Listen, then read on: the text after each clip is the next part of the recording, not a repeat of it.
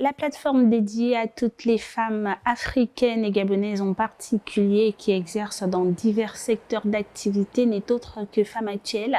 Bienvenue à vous, chers téléspectateurs, à ce nouveau rendez-vous. Notre invitée est artiste, photographe, fondatrice de Douabi Studio, une passionnée donc de culture et de l'art. Elle nous fait donc le plaisir, dans le cadre de ce rendez-vous, de nous faire découvrir son univers, mais c'est juste après cette transition. Merci à vous, Benny Claude Massassa, de nous recevoir chez vous. Merci. Alors, qui est Benny Claude Massassa et quand démarre votre passion pour la photographie? Donc, Benny Claude Massassa est une artiste photographe gabonaise. Dans sa lancée, en fait, à cette découverte, en fait, pluridisciplinaire, dont elle touche à plusieurs médias. Fondatrice de Douabi Studio. Douabi, déjà, c'est un mot qui signifie la hanse, le porte-panier en langue pour nous. Nous voulons être, en fait, ce lien entre le numérique et les hommes, et les foyers, et les entreprises.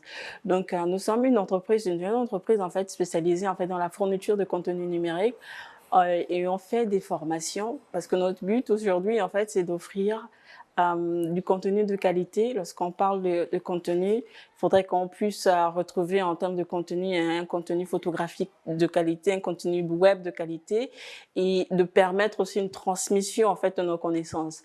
Qu'est-ce qui vous inspire justement et comment arrivez-vous à extérioriser vos idées? Ce qui m'inspire, en fait, c'est l'humain. Je suis passionnée, en fait, par l'être humain, le corps, l'esprit, tout ce qui a trait, en fait, à la création. Et c'est dans ça, en fait, que je puise, en fait, mes recherches, en fait, de création. Tout ce qui est en rapport avec le corps et l'esprit. Je suis en quête, comme moi-même, je me définis comme une personne en quête de connaissances, en quête de soi. C'est très important pour moi. Donc, mon inspiration vient de là, et à partir de là, je peux en fait transposer en fait dans les différents univers médias en fait que j'utilise. Parlez-nous de votre première exposition. Quelle anecdote en découle de cette dernière? Avez-vous été satisfaite au sortir de cela? L'anecdote d'abord qui ressort de ça, c'est mon père qui, lui, en fait, lorsque j'ai été sélectionnée pour la première fois pour l'exposition, c'est lui, en fait, qui a pris mon projet.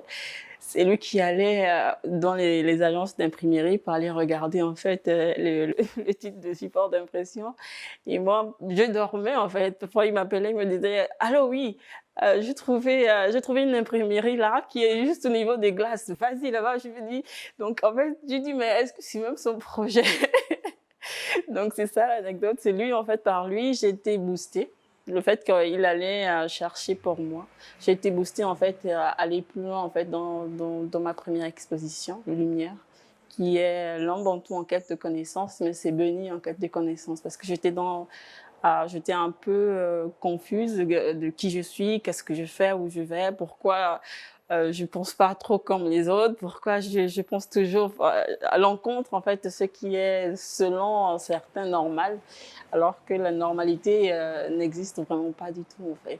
Donc selon moi, c'est un peu ça l'anecdote de ma première exposition, Lumière au Gabon. Satisfaite ou pas au sortir de cela? Satisfaite. Pourquoi? Parce que j'ai découvert qui je suis. C'est un processus qui continue jusqu'à présent. J'ai découvert en fait quelles étaient mes passions. Pourquoi j'étais plus attirée, sensible à l'art, à tout ce qui est attrait à la culture, à l'éducation et à la créativité, à la pensée de l'homme. Parce que j'estime que l'homme a des capacités en fait créatives immenses. Et elle s'arrête à un certain moment lorsqu'il commence à rentrer dans le coût de la société. Alors, Benny, il faut dire que vous n'avez pas seulement conquis le Gabon. Il y a une dizaine de vos œuvres qui ont été exposées en France, au Festival d'Angoulême, où l'on a pu voir justement ce mélange artistique liant la photographie et la peinture, et qui parlait de l'emprisonnement de son âme jusqu'à libération. Un message très fort à l'endroit de qui? C'est à l'endroit de moi-même, comme je dis. Envoûtement, c'est cette libération de tout ce qui est extérieur à moi pour avoir en fait quelque chose qui est intérieur à moi, une identité propre. Est-ce qu'il y a des personnes qui se sont retrouvées par rapport à votre thème? Ah, beaucoup. Il y a des personnes qui ont pleuré lorsqu'elles sont arrivées à mon exposition. Il y a des personnes qui ont pleuré, il y a des personnes qui ne voulaient plus y aller, il y a des personnes qui m'ont écrit pour me dire merci parce qu'à la fois on est là, on s'est dit en fait que on est heureux, mais non, on n'est pas heureux. En fait, il y a beaucoup de choix qu'on fait qui vont à l'encontre en fait de nous-mêmes, de notre réel, de notre existence. Voilà. Et ce qui fait que les gens pensent, parce que je dis toujours, il y a une différence entre exister et vivre. Les gens pensent qu'ils existent, mais ils n'existent pas. Ils vivent seulement. Ils vivent, ils vivent, ils vivent. Mais l'existence, c'est de prendre conscience de qui on est.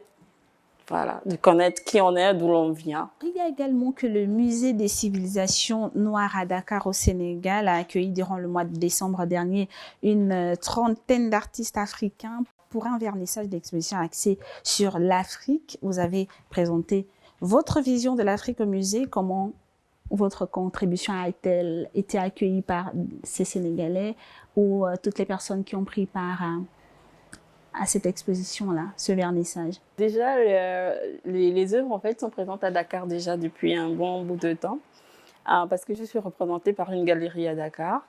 Et le musée avait, avant en fait l'ouverture du musée, ils avaient sélectionné mes œuvres lors de la Biennale de Dakar. J'avais été retenue. Et comme dans tout musée, voilà, on programme des expositions. Après le lancement, avec la crise et tout, ils ont programmé l'exposition. Et aujourd'hui, le thème que j'ai abordé, selon la quête de soi, c'est très important. Parce qu'aujourd'hui, la vision de l'Afrique que moi je présente aujourd'hui, c'est une Afrique en quête d'elle-même. Une Afrique en quête d'identité, de son passé, une Afrique en fait qui parle de son passé, qui assume son passé colonial et qui se dit face à ce passé en fait, qu'est-ce que nous on propose maintenant pour le présent et le futur de cette Afrique en fait. Donc l'Afrique de maintenant, ça parle de cette jeunesse parce que mon travail parle de la jeunesse, ça parle de ses rêves, de ses choix et de l'accompagnement en fait que l'on peut avoir en fait en tant que jeune. Notre environnement, est-ce qu'il est adapté en fait pour les besoins qu'on nous propose? Est-ce qu'on sait réellement en fait si les exigences en fait qu'on nous demande en tant que jeunes pourraient être satisfaits par rapport à notre évolution? Est-ce qu'il y a d'autres cadres? Est-ce qu'il y a un cadre? En fait, c'est toutes ces interrogations en fait qui minent mon travail en fait, qui ont été sélectionnées en fait à Dakar. Alors, vous avez également confié à la presse lors de votre présence, il faut rappeler aux téléspectateurs, comme vous le disiez, que le vernissage se poursuit jusqu'en 2021. Oui. Voilà, et donc lors de votre présence sur les lieux, vous aviez justement confié à la presse que ma création a été inspirée du rite Bouiti et parle d'initiation, fin de citation, parce que là, je vous citais. Pourquoi le choix de ce rite? Premièrement, c'est d'où je viens. C'est la religion d'une communauté de mon pays. Il présente le processus en fait, un processus initiatique pour que l'homme atteigne en fait un niveau au sein de la société. Je parle pas du rite proprement dit à l'intérieur, je me sers juste du moyen, du processus visible pour essayer d'exprimer en fait quelque chose. Donc ce sont les étapes là que je retrouvais dans le Bouiti que j'ai un peu essayé de transposer en fait dans ma création. Parlons justement de la photographie, c'est un monde assez vaste, hein. Donc quoi vous vous êtes spécialisé exactement? À mon début, je commençais en tant que photographe de presse, reporter. Je grandis un peu au théâtre. Lorsque j'arrivais, j'étais fascinée de revoir, en fait, de revivre des scènes que j'avais vues lors d'une pièce, grâce à la photographie, en fait. Alors, Béni, vous avez pris part à plusieurs projets nationaux et internationaux. On va peut-être pas tous les citer, mais du moins ceux-là qui ont touché votre sensibilité. Parlez-nous d'une ou deux de ces œuvres-là. Le projet qui me tient vraiment à cœur en fait en ce moment, c'est celui de l'Africa 2020 à l'occasion de la célébration en fait à Paris. Je travaille sur une création qui s'appelle Silence. Le thème général en fait est sur la mer et dans Mamiwata. Ça parle, j'ai développé le terme silence dans le sens où ça parle des femmes en fait dites sorcières, des femmes dites ayant l'esprit des sirènes, qui vont à l'église pour aller essayer de chasser tous les démons qu'elles ont en elles, parce que selon elles, selon certains, elles n'arrivent pas à avoir de mari ni d'enfants parce qu'elles sont possédées.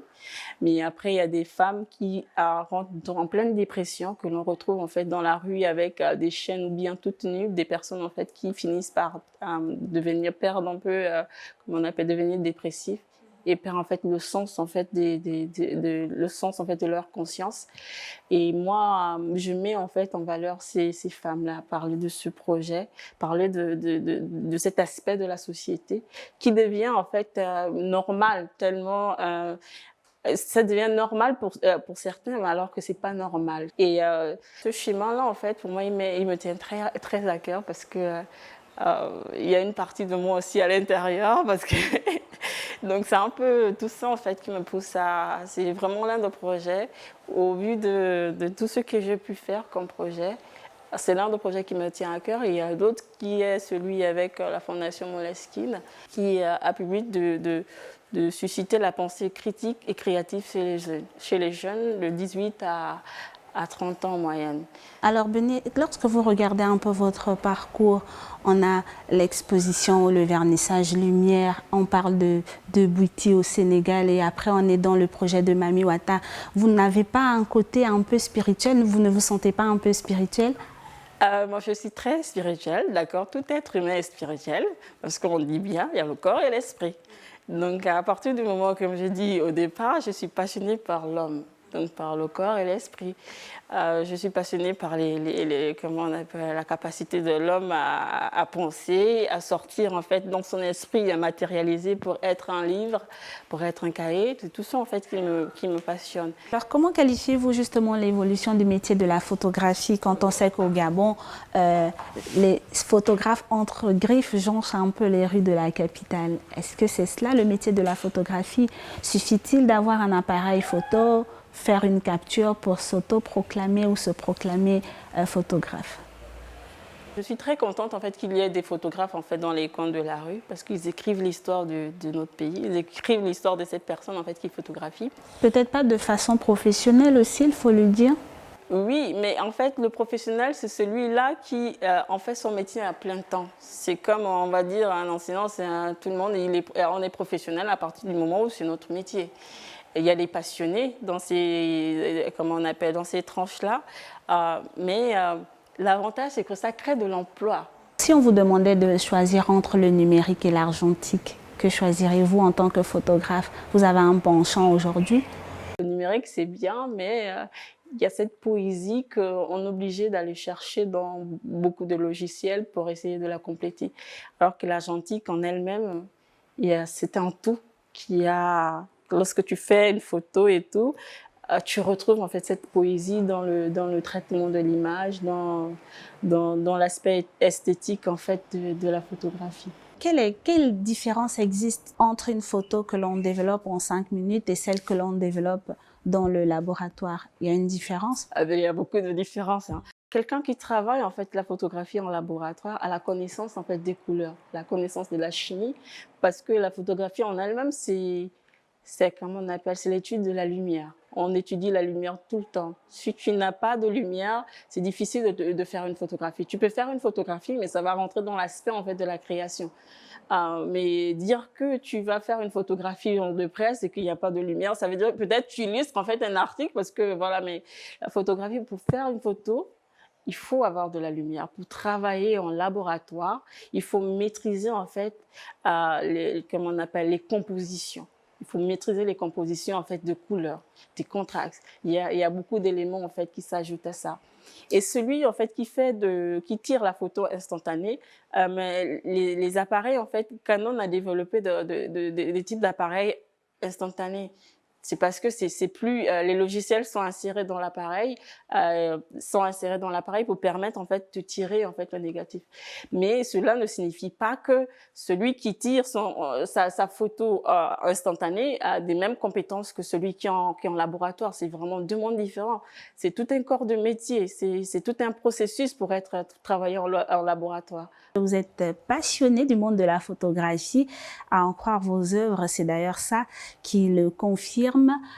Quelles sont les valeurs que vous avez pu développer jusqu'à présent pour atteindre ce stade-là quand on sait, et vous nous disiez tout à l'heure que vous êtes à la quête du perfectionnement pour impacter positivement votre environnement? Quelles sont les valeurs que vous avez développées jusqu'ici? Pour moi, ces valeurs, en fait, elles viennent d'abord de ma famille.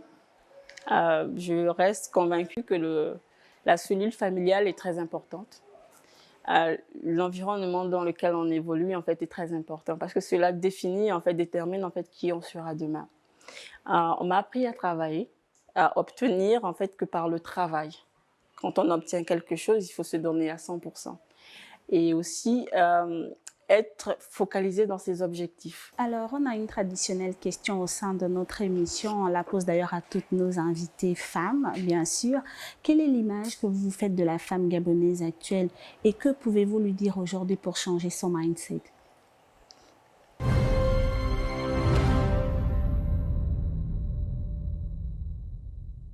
C'est elle, en fait, qui crée le cadre familial. C'est elle le relais. C'est elle qui éduque. Je peux dire aussi que lorsqu'on n'est pas prête à assumer des choix, on ne les fait pas. Lorsqu'on n'est pas prête, par exemple, à avoir un enfant ou bien on ne le fait pas. Il faut assumer ses choix propres et se dire en fait que je suis au sein d'une société. Qu'est-ce que j'apporte à ma société? Qu'est-ce que je vais laisser pour mes enfants, pour ma génération future? Parce que à partir du moment où on fait un enfant, il faut créer un cadre. Il faut accompagner cet enfant dans ce cadre pour que cet enfant aussi puisse être un modèle ou bien un produit pour sa communauté. Donc, la femme actuelle gabonaise, je suis parfois un peu confuse parce que lorsque je suis sortie de mon cocon familial, lorsque je suis arrivée un peu dans la société, j'étais perdue parce qu'il y avait des valeurs que j'avais chez moi que je ne retrouvais plus à l'extérieur. Ce qui fait que ça me renfermait, ça me renvoyait chez moi. Je me disais, est-ce que je suis prête à assumer ces valeurs-là? La femme gabonaise, la jeune fille gabonaise à un certain âge, elle est un peu, elle se divertit beaucoup, alors que c'est pas essentiellement. Parce que c'est lorsqu'on est jeune qu'on prépare en fait sa carrière. C'est pas lorsqu'on est vieux qu'on prépare, c'est pas à 40 ans qu'on va préparer en fait. Se dire qu'on est jeune, on peut faire tous les vices qu'on peut parce qu'on est jeune. Eh ben, le temps, il n'y a rien de plus infidèle que le temps. Donc que cette femme gabonaise, que cette jeune fille gabonaise se dise en fait que je serai une femme demain. Je serai une femme et je ne vais pas rester éternellement jeune fille. Et il faudrait que lorsqu'on parle des femmes gabonaises, j'en fais partie. On a besoin de vous. On a besoin de bouées de sauvetage sur laquelle s'appuyer. Sinon, ne vous étonnez pas que vous n'ayez pas, que vous disiez toujours non, à notre époque, c'est pas comme ça. Non, mais il faudrait que vous puissiez dire un jour que nous avons contribué en fait pour cette époque, pour cette génération. C'est maintenant le moment de joindre l'utile à l'agréable. Nous vous le disions, elle fait dans l'art, elle fait dans la valorisation des bonnes valeurs, des bonnes mœurs, dans la valorisation des rites et traditions africaines et gabonaises en particulier. Regardons ce qui suit.